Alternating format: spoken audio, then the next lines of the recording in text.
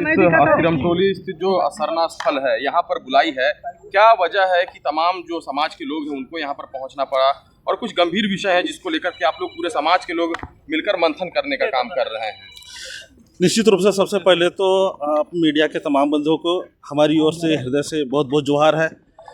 देखिए, आज का विषय बहुत ही गंभीर है। इसकी गंभीरता की पैमाना को आंका नहीं जा सकता है, क्योंकि ये विगत कई दिनों से, कहा जाए तो दिसंबर 2024 से 23 दिसंबर 2024 से ही चीज़ें मतलब कि दिखनी चालू हो गई थी, जब सरकार को अवगत कराना चालू कर दिया गया था। सरना समुदाय के माध्यम से विभिन्न आदिवासी संगठनों ने संयुक्त रूप से सरकार को अवगत कराने की कोशिश किया गया कि एलटी कंस्ट्रक्शन कंपनी नाजायज़ ढंग से आदिवासियों को धोखे में रखते हुए वो हमारी जो एंट्रेंस है मुख्य सरना स्थल, जो हमारे पूरे देश में केंद्रीय सरना स्थल के नाम से जाना जाता है, ये हमारा आस्था का केंद्र है, जहाँ सरहुल के समय में लाखों लाख की संख्या में लोग उमड़ते हैं, पूजा अर्चना के लिए आते हैं। तो ऐसे स्थिति में यहाँ पर जिस प्रकार से जो एकदम अंधेरे में रखते हुए यहाँ पर एकदम रातों रात जिस प्रकार से एलटी कंस्ट्रक्शन कंपनी काम कर रही है, तो उसका विरोध किया गया। सरकार के तमाम जितने भी पदाधिकारी हैं उनको लिखित तौर पे ज्ञापन देने का भी काम किया गया, लेकिन उसके बावजूद एलटी कंस्ट्रक्शन कंपनी जो है वो अपना निर्माण कार्य को मतलब यहाँ पे साफ शब्दों में कहा जाए कि इतना विरोध जो हो रहा है, संवैधानिक रूप से हो रहा है, शांतिपूर्ण तरीके से हो रहा है, उसके बावजूद भी उस पर कोई मतलब उसको कान में चू तक नहीं कर रही है। समाज की क्या मांग और है? समाज की जो मांग है, यहाँ पर समाज की मांग स्पष्ट रूप से कही गई, पूर्व में भी मीडिया के माध्यम से बताने का काम किया गया कि यहाँ हमारी जो मुख्य द्वार है वो पूरी तरीके से कंजेस्टेड कर दिया गया है। अब आप ही बताइए, जहाँ 500 लोग भी खड़ा नहीं हो सकता है, वहाँ 1 लाख को कहाँ से संभालेगा प्रशासन?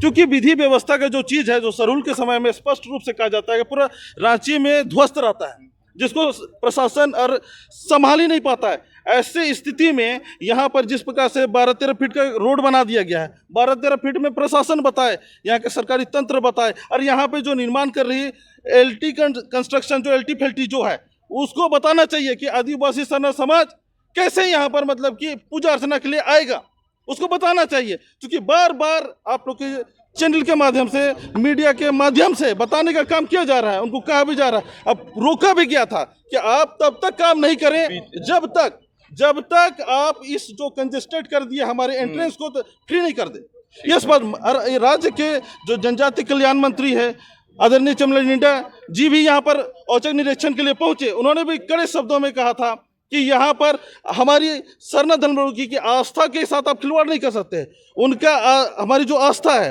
विशेषकर हम सरना धर्मलंबियों का, क्योंकि ये हमारा मुख्य सरना स्थल है, तो इसको आप नज़रअंदाज नहीं कर सकते। अगर आप नज़रअंदाज करते हैं तो फिर आपको इसका अंजाम भुगतना पड़ेगा, ये कड़े शब्दों में उन्होंने कहा था। लेकिन बावजूद इसके ये सोचने वाली बात है कि सरकार के मंत्री आकर के उनको चेतावनी दे के जा रहे हैं, फिर भी उस पर कोई आंच नहीं आ रही जी। ये तो बहुत बड़ा दुर्भाग्य की बात है, यानी कि ना मंत्री की बात सुनेंगे ना हम मुख्यमंत्री की बात सुनेंगे, ये तो स्पष्ट दिख रहा है।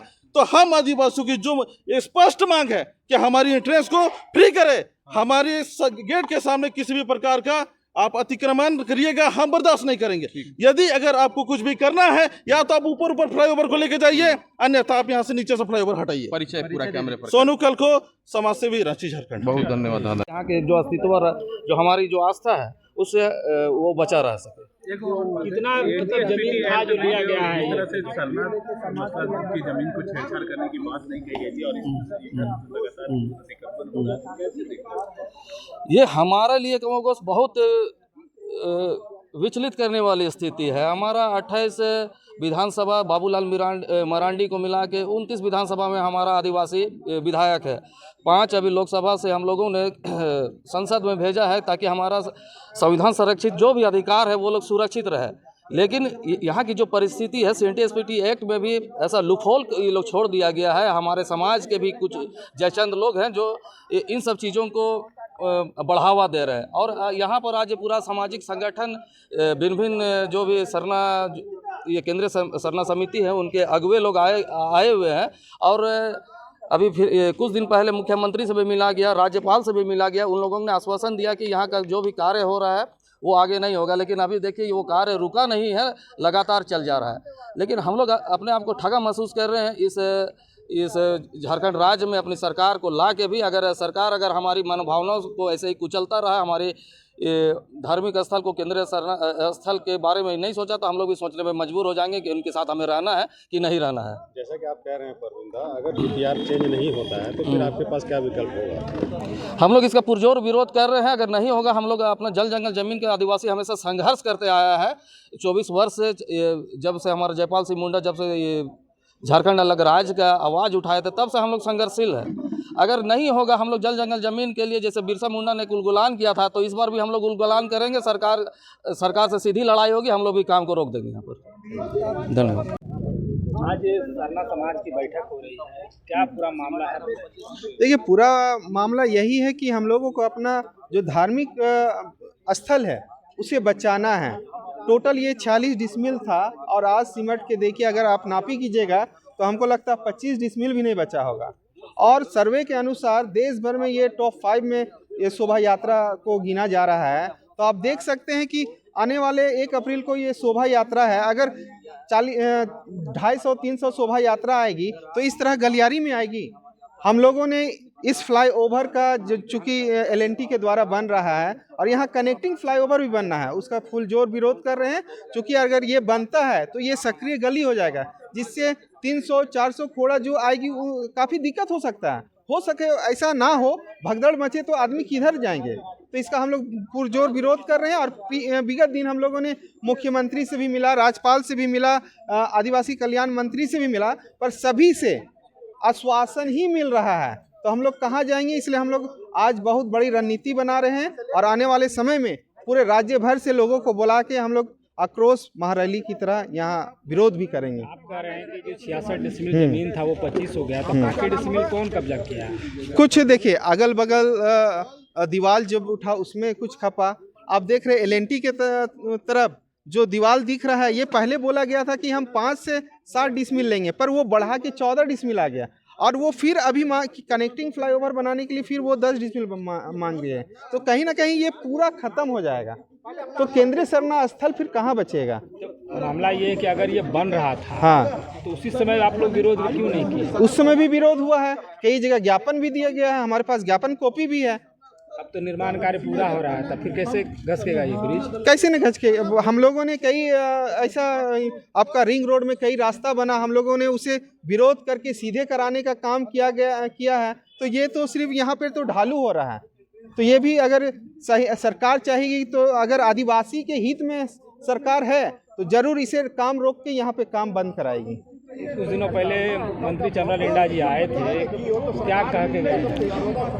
मैंने तो कहा जो भी आ रहे हैं या हम लोगों ने जिसके पास भी गए हैं, सिर्फ आश्वासन मिल रहा है और कुछ नहीं। कहीं ना कहीं सरकार तो बोलती है कि आदिवासी की सरकार है, परंतु इससे नहीं लग रहा है कि ये आदिवासी की सरकार है। मेरा नाम पवन तिर्की हुआ, वर्तमान समय अखिल भारतीय आदिवासी विकास परिषद के रांची महानगर अध्यक्ष।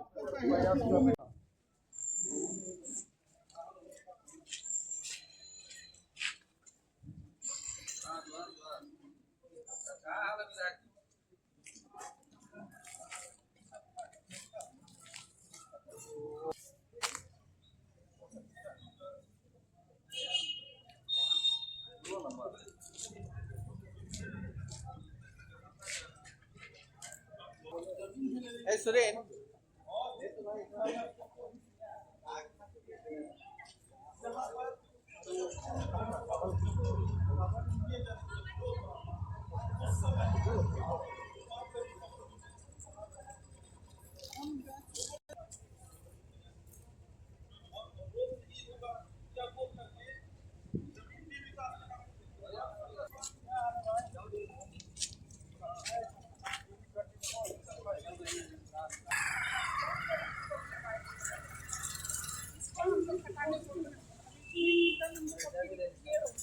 इसको यहाँ से हटाने वाला भैया बेटा पहचान लिए मेरा तो तेरा सर आ रहा है।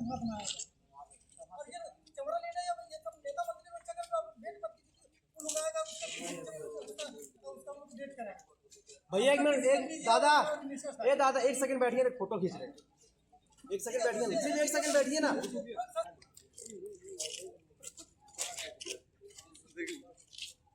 चलिए, धन्यवाद।